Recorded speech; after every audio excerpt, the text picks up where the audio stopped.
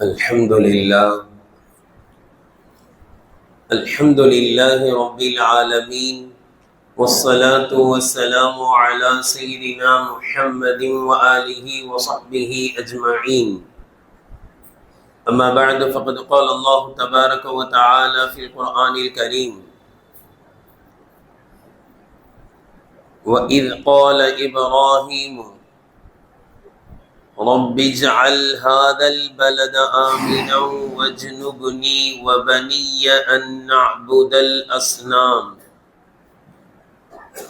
رب إنهن أضللن كثيرا من الناس فمن تبعني فإنه مني من عصاني فإنك غفور رحيم. صدق الله العلي العظيم. அஸ்ஸலாமு அலைக்கும் வரஹ்மத்துல்லாஹி வபரகாத்துஹு. கண்ணியத்திற்குரிய கனவான்களே, பெரியோர்களே, அல்லாஹ்வின் நல்லடியார்களே, அல்லாஹ்வின் பேரருளால் 12 தராவீஹை நிறைவு செய்திருக்கின்றோம். நேற்றைய தினம் ஓதப்பட்ட சூறாக்களில், அதாவது 11வது தராவீஹில் சூரத் இப்ராஹிம் முழுமையாக ஓதி முடிக்கப்பட்டது. சூரத் இப்ராஹிம் என்ற சூரா குர்ஆனில் 14ஆம் சூறாவாக இடம்பெற்றிருக்கிறது. இந்த சூறாவில் மொத்தம் 52 வசனங்கள் இடம்பெறுகின்றன. அந்த 52 வசனங்களில் 35வது வசனத்திலிருந்து ஏறத்தாழ 41ஆம் வசனம் வரை ஹதரத் இப்ராஹிம் அலைஹிஸ்ஸலாம் அவர்கள் கேட்ட கருத்து ஆழம் மிகுந்த அர்த்தம் நிறைந்த துஆக்களை அல்லாஹ் தஆலா பதிவு செய்கிறான். ஹதரத் இப்ராஹிம் அலைஹிஸ்ஸலாம் அவர்கள் எப்பேற்பட்ட ஒரு மூத்த நபி என்றால், இஸ்லாமியர்களை தாண்டி யூதர்கள், கிறிஸ்தவர்கள் கூட பெரிதும் மதிக்கக்கூடிய ஒரு பெரும் நபியாக இருக்கிறார்கள். அவர்கள் கேட்ட எல்லா துஆக்களையும் அல்லாஹ் தஆலா அங்கீகரித்தான். எனவேதான் ஹாஜிகளுடைய எல்லா துஆக்களையும் அல்லாஹ் அங்கீகரிக்கிறான். மக்காவோடு, காபத்துல்லாவோடு மிகுந்த தொடர்புடைய நபிமார்கள் 4 நபிமார்கள். எல்லா நபிமார்களும் காபத்துல்லாவிற்கு சென்று வந்திருந்தாலும் கூட இந்த 4 நபிமார்களுக்கு காபத்துல்லாவோடு நெருங்கிய தொடர்புண்டு. அதில் முதல் நபி ஹதரத் ஆதம் அலைஹிஸ்ஸலாம். அவர்கள்தான் காபத்துல்லாவை முதலில் கட்டியவர்கள்.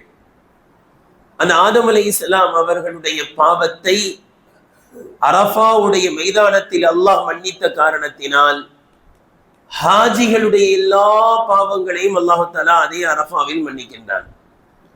அதே போன்று இஸ்மாயில் அலைஹிஸ்ஸலாம் அவர்கள் காபத்துல்லாவோடு நெருங்கிய தொடர்பு. காரணம், அங்குதான் அவர்கள் வளர்ந்தார்கள். அவர்களுடைய சந்ததியில் தான் நம்முடைய முஹம்மது ஸல்லல்லாஹு அலைஹி வஸல்லம் அவர்கள் பிறந்தார்கள். காபத்துல்லாவிலேயே சிறு குழந்தையிலிருந்து வளர்ந்தவர்கள் இஸ்மாயில் அலைஹிஸ்ஸலாம்.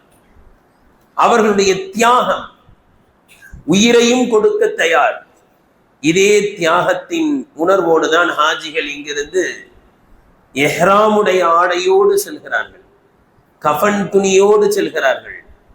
எங்களுடைய உயிர் மக்காவிலோ மதினாவிலோ பிரிந்தாலும் எங்களுக்கு மகிழ்ச்சி என்ற அடிப்படையில் தான் அந்த ஆடையோடு செல்கிறார்கள், தியாக உணர்வோடு. லப்பைக் லப்பைக், ரப்பே நாங்கள் தயாராக வந்திருக்கின்றோம், நாங்கள் தயாராக வந்திருக்கின்றோம். இதே போன்று அந்த காபத்துல்லாவோடு மிக நெருங்கிய தொடர்பு ஹதரத் முஹம்மது ஸல்லல்லாஹு அலைஹி வஸல்லம் அவர்களோடு. கண்ணியத்திற்குரியவர்களே, ஹஜ்ஜுக்கு செல்லக்கூடிய ஹாஜிகள் அல்லாஹு தஆலா இப்ராஹிம் அலைஹிஸ்ஸலாம் அவர்களை ஹஜ்ஜுக்காக வேண்டி மக்களை அழையுங்கள் என்று சொன்னார். அந்த அழைப்புக்கு பதில் கொடுத்தவர்கள் ஹஜ்ஜுக்கு செல்கிறார்கள். என்று நாம் கேள்விப்பட்டிருப்போம். இப்ராஹிம் அலைஹிஸ்ஸலாம் அவர்கள் ஹஜ்ஜுக்கு மக்களை அழைத்தார்கள். நம்முடைய ஹதரத் முஹம்மது ஸல்லல்லாஹு அலைஹி வஸல்லம் அவர்கள் ஹஜ்ஜுக்கு வந்த மக்களை பல்லிகு அன்னி வலவ் ஆயா, முழு உலகத்திற்கும் செல்லுங்கள் என்று அனுப்பி வைத்தார்கள். அந்த முஹம்மது ஸல்லல்லாஹு அலைஹி வஸல்லம் அவர்களோடு காபத்துல்லா தொடர்புடையதாக இருக்கிறது. எனவேதான் ஹஜ்ஜுக்கு செல்லக்கூடிய ஹாஜிகள் அவர்கள் ஹஜ்ஜில் இருந்து திரும்பி வந்த பிறகு எப்படி இருக்க வேண்டும் என்றால், முழு உலகத்திற்கு இஸ்லாம் பரவுவதற்கு அந்த ஹாஜிகள் காரணமாக இருக்க வேண்டும். காரணம், நபி ஸல்லல்லாஹு அலைஹி வஸல்லம் அவர்கள் சொன்னார்கள், ஃபல் யுபல்லிகு ஷாஹிதுல் காயிப், இங்கு வந்தவர்கள் வராதவர்களுக்கு எத்தி வைக்க வேண்டும் என்று சொன்னார்கள். எனவேதான் அல்லாஹு தஆலா காபத்துல்லாவை குறித்து லல்லதி பிபக்கத முபாரக்கன் வஹுதல் லில் ஆலமீன், இந்த பக்கா என்ற மக்காவில் இருக்கக்கூடிய காபத்துல்லா பரக்கத்தான இடமாக இருக்கிறது, அமைதியான இடமாக இருக்கிறது, பரக்கத்தும் ரஹ்மத்தும் சகீனத்தும் இறங்கக்கூடிய இடமாக இருக்கிறது என்று சொன்ன பிறகு இந்த முதல் விஷயத்தை நாம் எல்லாம் உணரலாம். அங்கு சென்றால் மன நிம்மதி கிடைக்கிறது, மன அமைதி கிடைக்கிறது என்பதை உணரலாம். அடுத்து அல்லாஹ் சொல்கின்றான், முபாரக்கன், பரக்கத்தானது, இன்னும் வஹுதல் லில் ஆலமீன், அகிலத்தான்கள் அனைவர்களுக்கும் நேர்வழி காட்டியாகவும் காபத்துல்லா இருக்கிறது என்று சொல்கிறான். இங்குதான் நாம் சற்று ஆழமாக விளங்க வேண்டும். பரக்கத்துனா விளங்குது, போறவங்களுக்கு அது தெரியுது. அகிலத்தார்கள் அனைவர்களுக்கும் காபத்துல்லா என்னவா இருக்கு சொல்லுங்க? நேர்வழி காட்டக்கூடியதாக இருக்கிறதுன்னு சொல்றான். காபத்துல எப்படி நேர்வழி காட்டுது?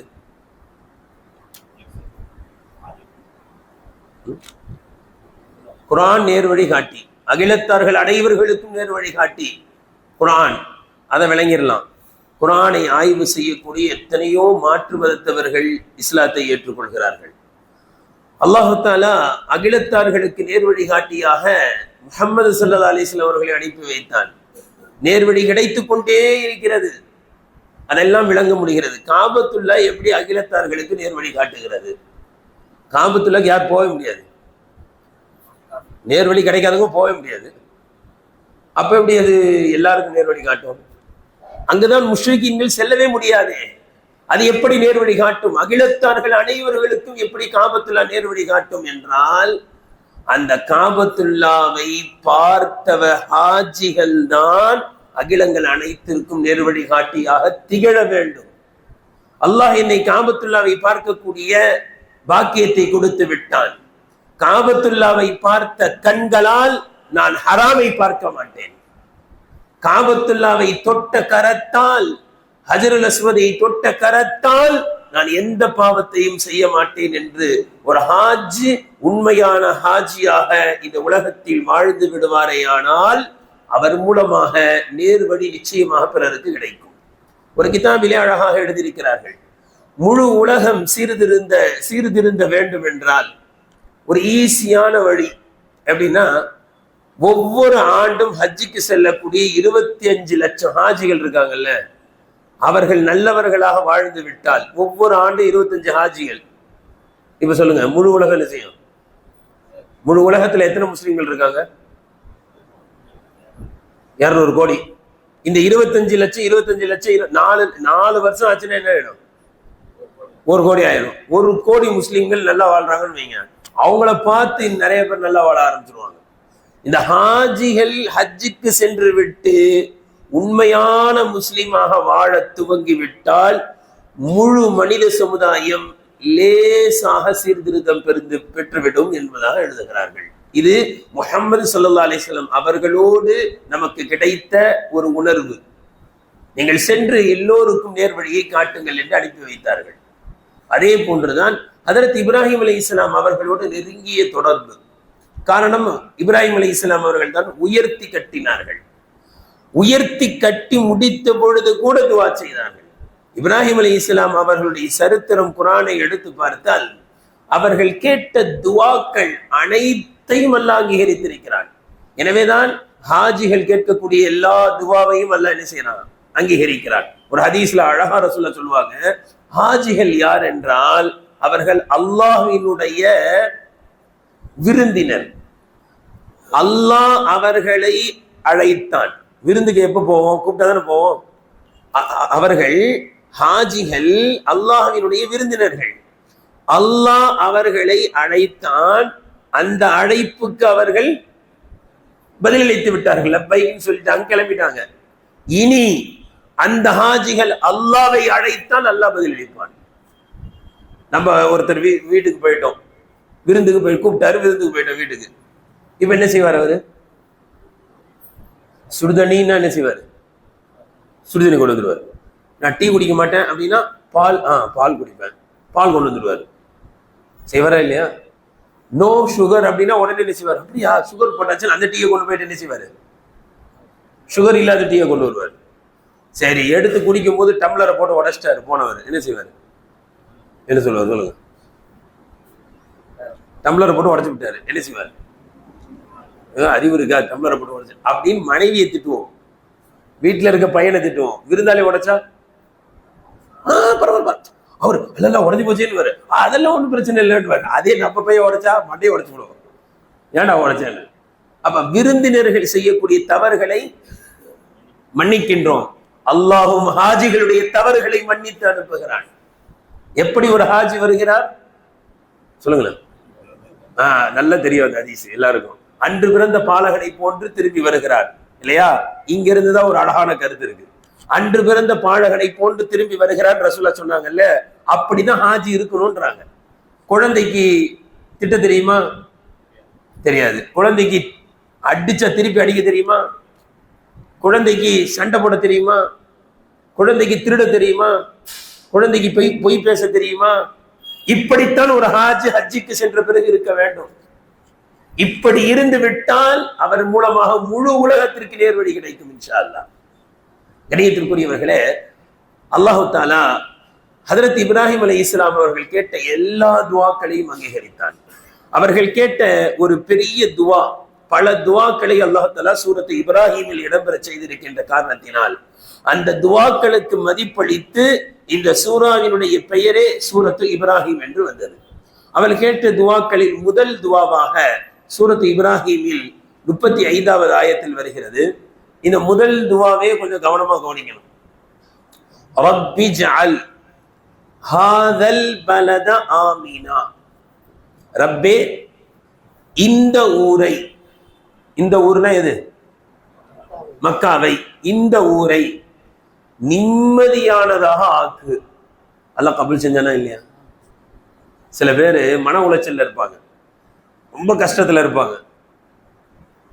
என்ன செய்வாங்க? சரி உம்ராவுக்கு போயிட்டு வரலாம்னு போவாங்க. காபத்துல பார்த்தவொடனே என்ன செஞ்சிடும்? இருந்த கஷ்டம் ஃபுல்லா மறந்து போயிடும். அப்படிப்பட்ட ஒரு நிம்மதியான இடமாக அல்லாஹ் ஆக்கினான்.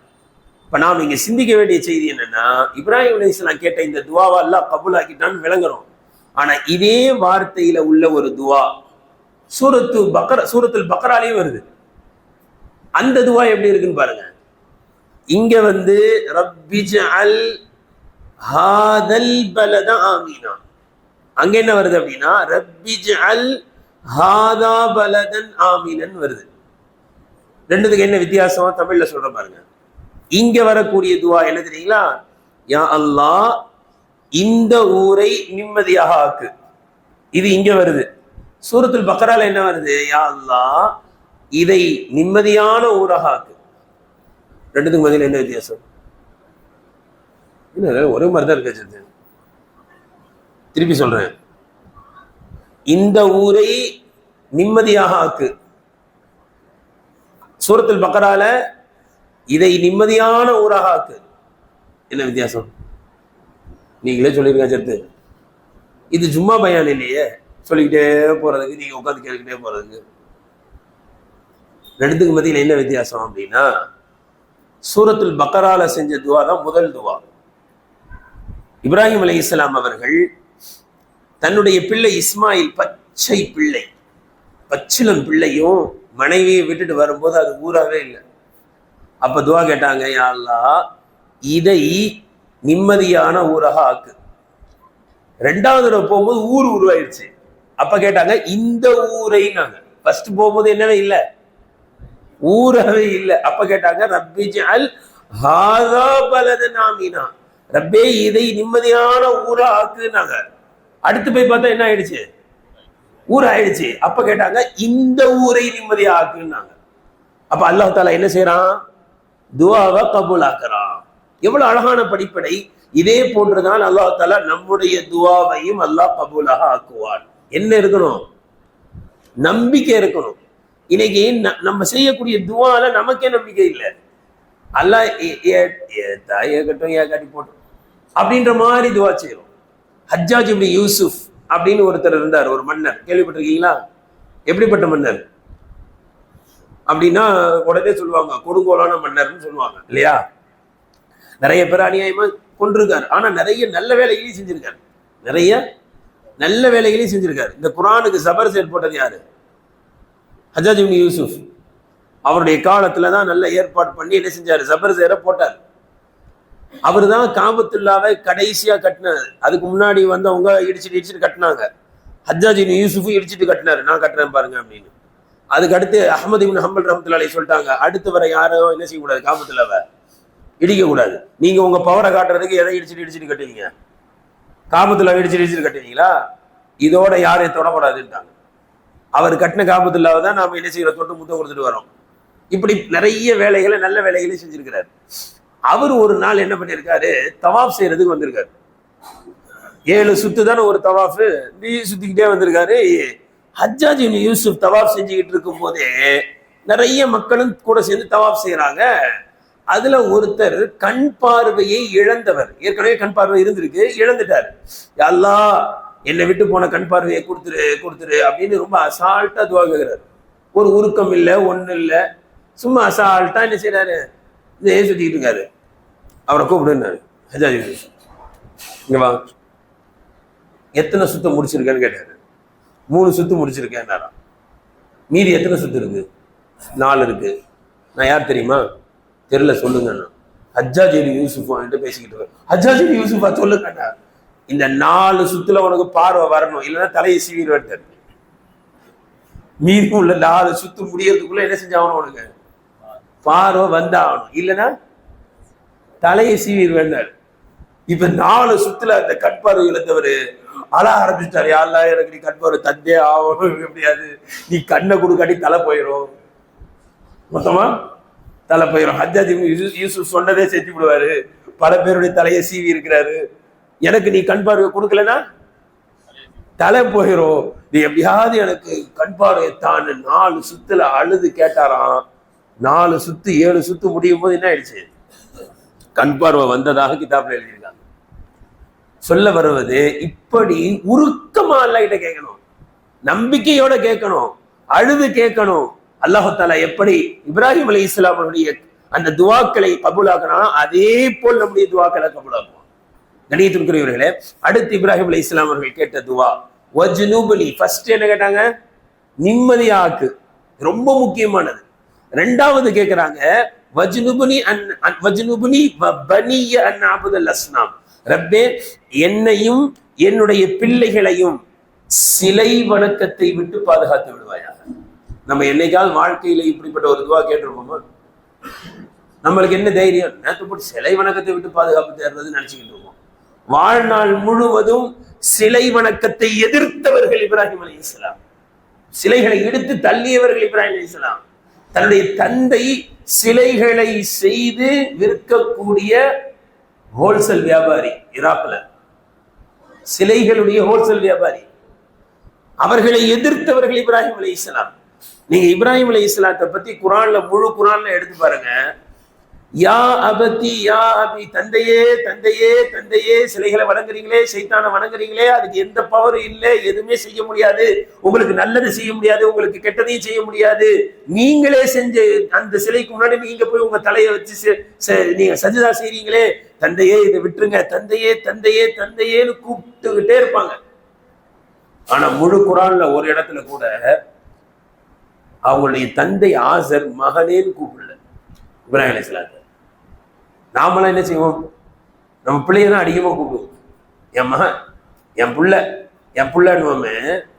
ஆசருக்கு எவ்வளவு கோபம் இப்ராஹிம் அலைஹிஸ்ஸலாம் மேலனா, ஒரு இடத்துல கூட குர்ஆன்ல என்ன இல்ல, என் மகனேன்னு சொன்ன மாதிரி ஒரு இடத்துல கூட குர்ஆன்ல இல்ல. ஆனா இப்ராஹிம் அலைஹிஸ்ஸலாம் என்ன செய்யறாங்க, அத்தா அத்தா அத்தான்றாங்க. ஆனா பையன்னு கூட சொல்லல. அவ்வளவு எதிர்ப்பு. அந்த எதிர்ப்புகளை சமாளிக்க முடியாமல் ஈராக்கை விட்டு விட்டு மிஸ்ர் வழியாக ஷாமுக்கு வந்தார்கள். இந்த இப்ராஹிம் அலைஹிஸ்ஸலாம் தான் கேட்கிறாங்க, யா அல்லாஹ் என்னையும் என் பிள்ளையும் சிலை வணக்கத்தை விட்டு பாதுகாத்து விடுவாயா. இன்னைக்கு நாம அந்த துவா செய்யறது இல்லை. அல்லாஹ் பாதுகாக்கணும், அல்லாஹ் பாதுகாக்கணும். அதனாலே என்னையும் தெரியல, சில இஸ்லாமியர்களுடைய வீட்டில் பிறந்த குழந்தைகள் சிலைகளுக்கு முன்னால் சென்று திருமணம் செய்து கொள்ளக்கூடிய அவல நிலை. நம்ம அல்லாஹ்கிட்ட பாதுகாப்பு தேடணும். சாதாரணமான விஷயம் இல்லை. எத்தனை வந்துகிட்டே இருக்க, எல்லார் வீட்லயும் பூந்துருச்சு இந்த அவல நிலை. அங்க போய் தாலி கட்டுது, என்னவாகும், சுடுகாட்டுல போய் எரிப்பாங்க கடைசியில. அல்லாஹ் பாதுகாப்பானாக. கண்ணியத்துக்குரியவர்களை, இந்த இரண்டு துவாவில நாம் சிந்திக்க வேண்டிய, அதுவும் இந்த காலத்தில் கட்டாயமான இந்த ரெண்டு துவா. அதுல முதல் துவா என்ன, எங்களுக்கு முதல்ல நிம்மதியை தாடினாங்க. இன்னைக்கு நிம்மதி தானே இல்லை, நாடு முழுவதும் நிம்மதி இல்லை. எப்ப எங்க பாம போட்டு போவான், எப்ப பில்டிங் இடிஞ்சு விழும், எப்ப ரூ போகும், எப்ப என்ன நடக்கும், ரமலான் மாசத்துல நோம்பு பிடிக்க முடியுமா முடியாதா, சாப்பாட்டுக்கு என்ன வழி, சஹர் இருந்தா இஃப்தார் இருக்குமா, இஃப்தார் இருந்தா சஹர் இருக்குமா தெரியல, எங்க என்ன நடக்கும்னு தெரியல. இஸ்லாமிய நாடுகள்ல நிம்மதி இல்லாத வாழ்க்கை. நிம்மதியை நான் முதல்ல கேட்டாங்க. காரணம் என்ன தெரியுங்களா, ஒரு மனிதனுக்கு வெளிரங்க நிம்மதி இருந்தால்தான் அவன் நிம்மதியாக தொட முடியும், அவன் நிம்மதியாக அல்லாஹ்வை வணங்க முடியும். அததான் முதல்ல கேட்டாங்க, ரப்பே எங்களுக்கு நிம்மதியை முதலில் கொடு. அடுத்து கேட்டாங்க, சிலை வணக்கத்தை விட்டு எங்களை பாதுகாத்து விடு. இது இரண்டாவது துவா. அடுத்து கேட்டாங்க, ரப்பே இந்த சிலைகள் நிறைய நபர்களை வழிகெடுத்து விட்டது ரப்பேன்னாங்க. ஏன்னா அத்தா கிட்ட போராடி என்ன செய்ய முடியல, ஜெயிக்க முடியல. கடைசி வரைக்கும் சிலை வணங்கியாவே மோத போயிட்டாங்க. அதை நினைச்சு பயந்து சொல்றாங்க, ரப்பி இன்னஹுன்ன அضللن كثيرا من الناس, ரப்பே மக்களில் அதிகமானவர்களை வழிகெடுத்து விட்டது. நீ நம்ம பாக்குறோம்ல, அதுலதானே நிறைய பேர் இருக்காங்க. எவ்வளவு லேசான விஷயம், சிலைகளை வணங்கக்கூடாதுன்றத புரிஞ்சுக்கிறது சாதாரண அறிவு இருந்தா போதும், புரிஞ்சுக்கலாம். ஆனால் மக்களில் அதிகமான நபர்கள் அதில் மூழ்கி கிடக்கின்றார்கள். ரப்பே நான் சொல்வதை கேட்டு என்னை பின்பற்றியவர்கள் என்னை சார்ந்தவர்கள், ஆனால் நான் சொல்வதை கேட்காமல் எனக்கு மாறு செய்தவர்கள்.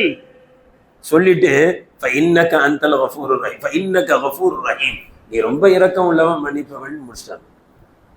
நீ அந்த சிலை வணக்கம் பிடிக்கிறவங்கள நீ தண்டிச்சிரு சொல்லல, தண்டிச்சிருன்னு சொல்லல, என்னன்னு சொல்லல, மன்னிச்சிருன்னு சொல்லல.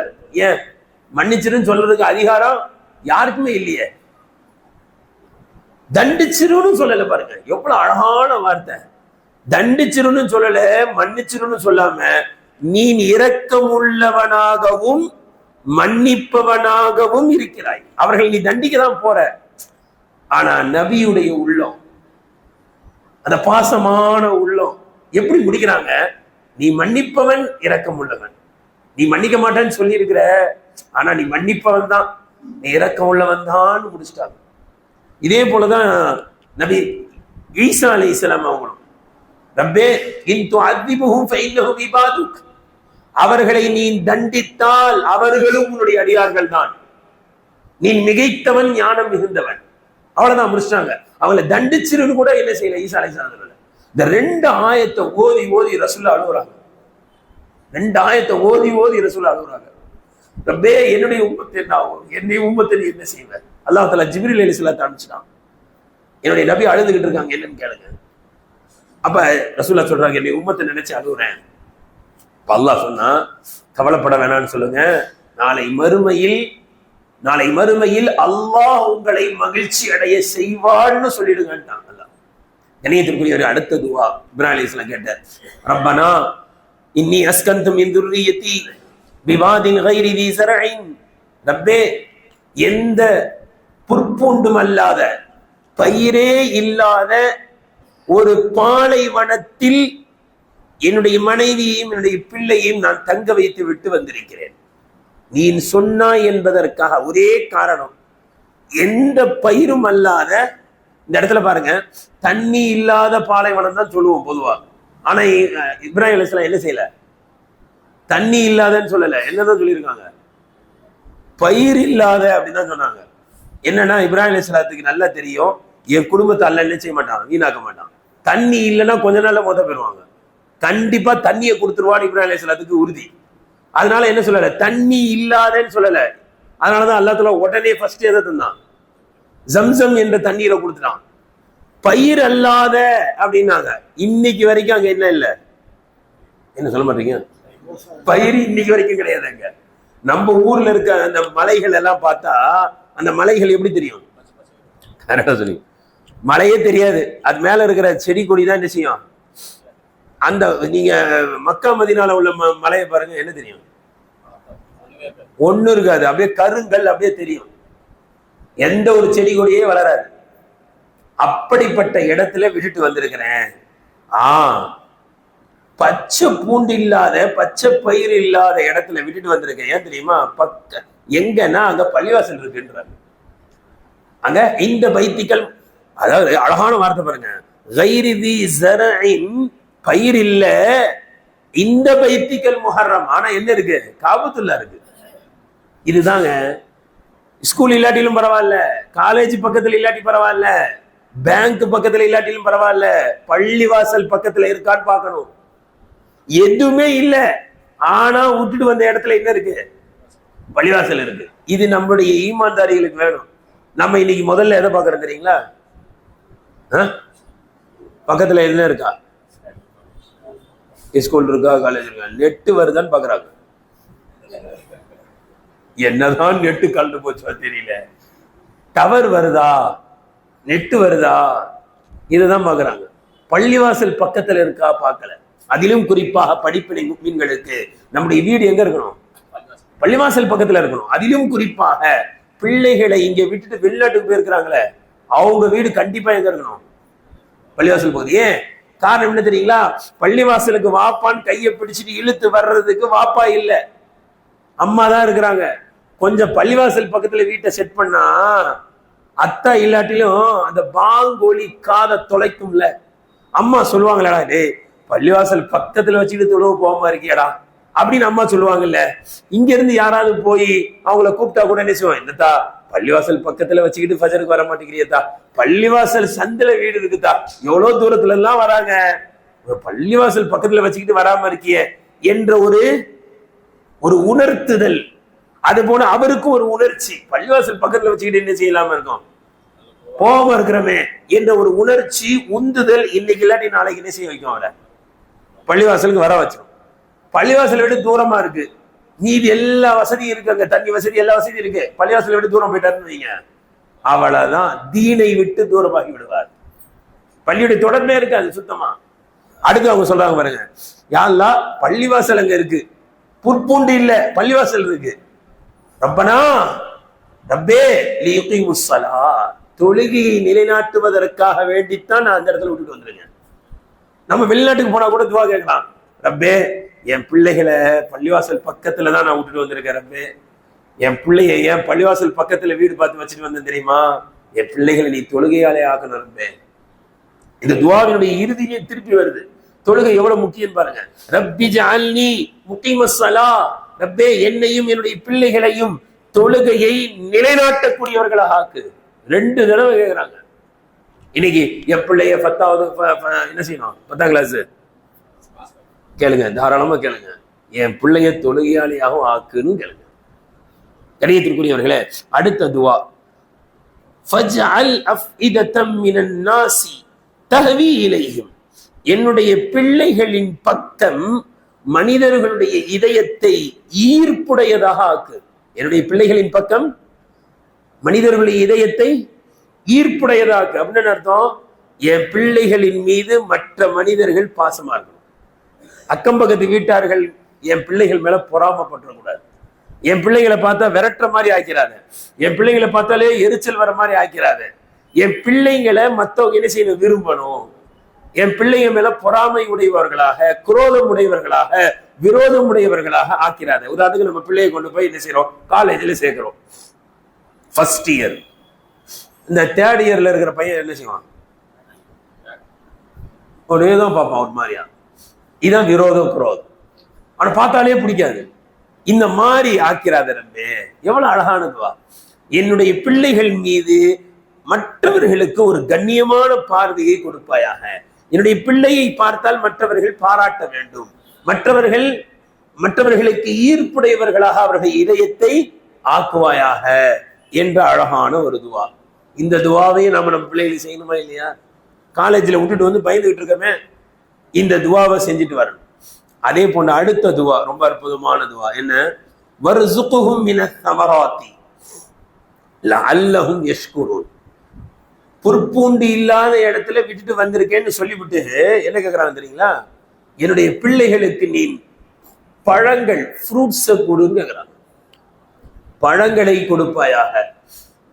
பழங்களுக்கு இன்னொரு அர்த்தம் இருக்கு, நல்ல சிறந்த உணவை கொடுப்பாயாக. உண்மையிலேயே பழங்கள் என்னதுங்க சொல்லுங்க?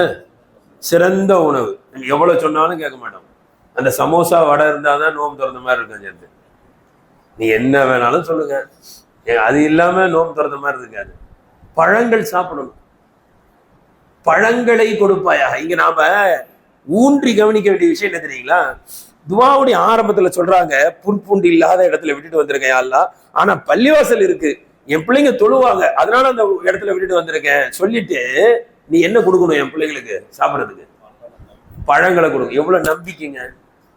என்ன கேட்கல, யா அல்லா அந்த புற்பூண்டு இல்லாத இடத்துல விட்டு வந்திருக்கேன், ஏதோ ஒரு 2 ரொட்டி கொடுத்தா போதும் யா அல்லா என் பிள்ளைங்களுக்கு. அப்படி கேட்கல பாருங்க, எவ்வளவு நம்பிக்கை. அந்த இடத்துல என் பிள்ளைங்களுக்கு அல்லாஹ் எதை தருவான்? பழங்களை தருவான். இன்னைக்கு வரைக்கும் தந்துகிட்டு இருக்கான்.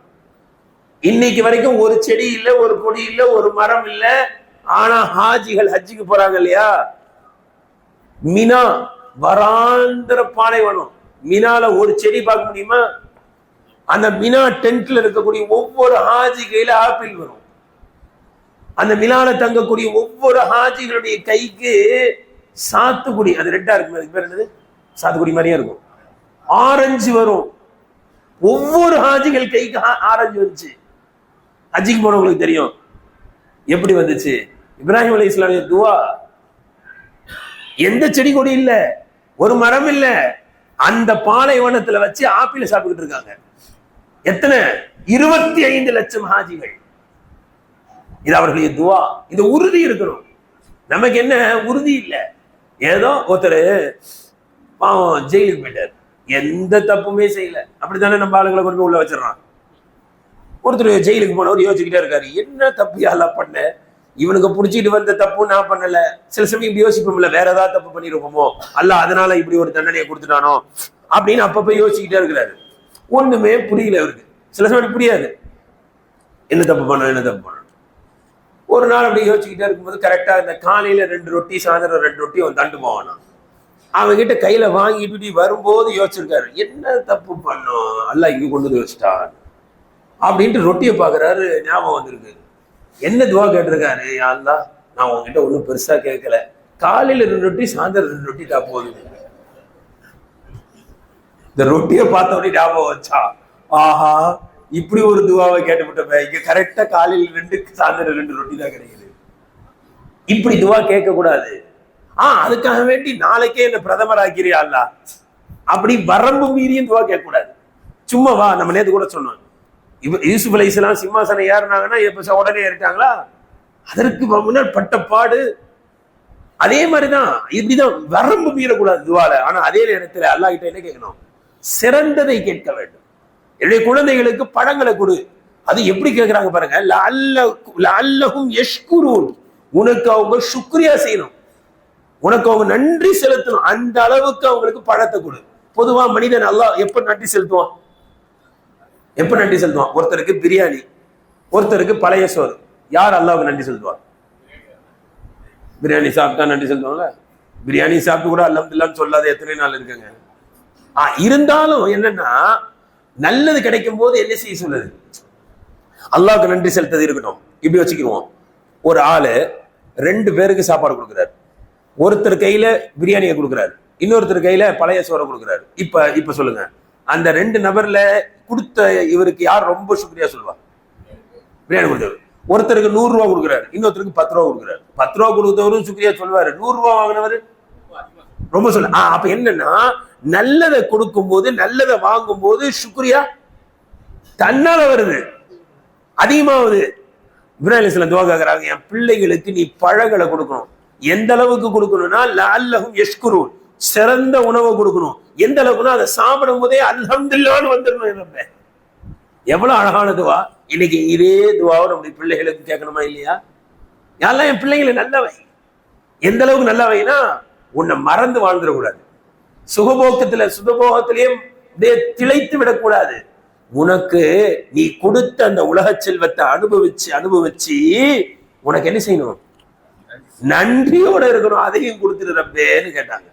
அடுத்து அவங்க கேட்டாங்க, ரப்பனா இன்னக தஅலமு மா நுஃபி வ மா நுஅலின், ரப்பே நாங்க வெளிப்படுத்துறது மறைச்சது எல்லாமே உனக்கு தெரியும். அப்படின்னு நம்ம கூட கேட்கறோம்ல, அல்ல எங்களால முடிஞ்சதை கேட்டிருக்கோம், கேட்காதது நிறைய இருக்கு, உனக்கு தெரியும். அந்த மாதிரி ஒரு துவா. அதுக்கு அடுத்து என்ன சொல்றாங்க? அல்ஹம்துலில்லாஹி அல்லதி வஹப லி அலல் கிப்ரி. துவாவை முடிக்கும் போது கூட நன்றி செலுத்துறாங்க. அப்படிதானே முடிக்கணும்.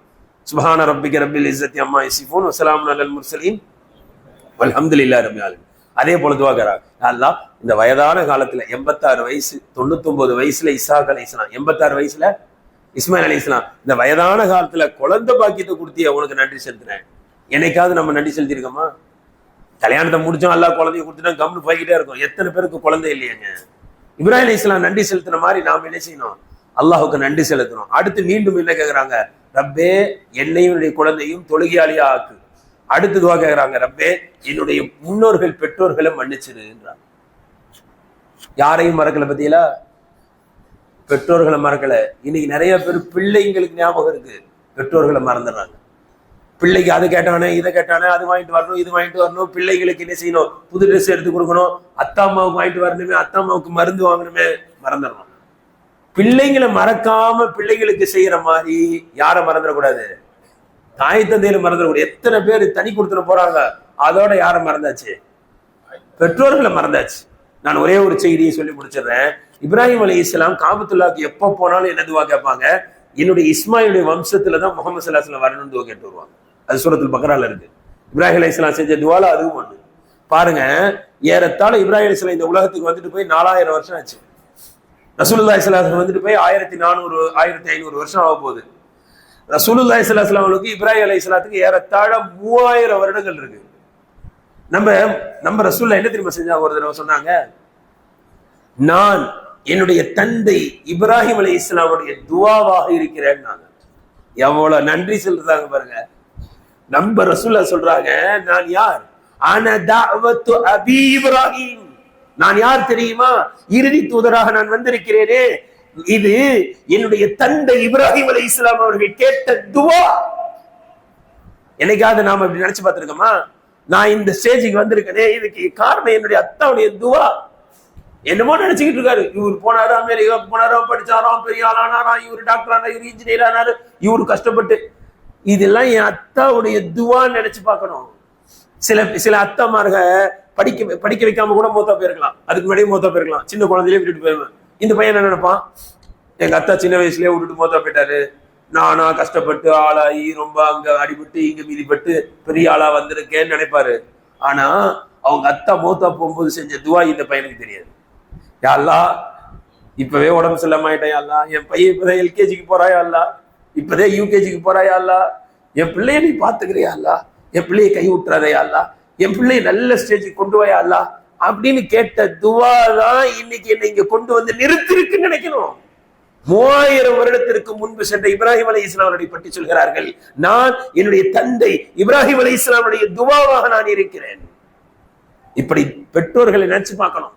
பிள்ளைகளுக்கு நினைச்சு பார்க்கிற மாதிரி, பிள்ளைங்களுக்கு செய்யற மாதிரி, பிள்ளைங்களுக்கு துவா செய்யற மாதிரி பெற்றோர்களுடைய பாவத்தை மன்னிச்சிரியா அல்லாஹ் என்று பெற்றோர்களையும் மறவாமல் துவா செய்ய வேண்டும் என்ற துவாவினுடைய பல்வேறு ஒழுக்கங்களை அல்லாஹு தஆலா இப்ராஹிம் அலைஹிஸ்ஸலாமுடைய துவாவின் மூலமாக நமக்கு கற்றுத்தருகிறான். அல்லாஹ்விடத்திலே முறையாக உறுதியாக நபிமார்கள் கேட்ட துவாக்களை போன்று நாமும் துவா கேட்கக்கூடிய தௌஃபீக்கையும் நம்முடைய துவாக்களை எல்லாம் அல்லாஹ் தஆலா அங்கீகரித்து அருள் புரிவானாக. உலகம் முழுவதிலும் அமைதியை நிலவச் செய்வானாக. போர் பதட்டங்களை விட்டு முஸ்லிம்களை அல்லாஹ் தஆலா பாதுகாப்பானாக. வாஹிரு தஅவானா அல்ஹம்துலில்லாஹி ரப்பில் ஆலமீன். சுப்ஹானல்லாஹி வ பிஹம்திஹி سبحانك اللهم وبحمدك نشهد ان لا اله الا انت نستغفرك ونتوب اليك. سبحان ربك رب العزة عما يصفون وسلام على المرسلين والحمد لله رب العالمين. صلى الله على محمد صلى الله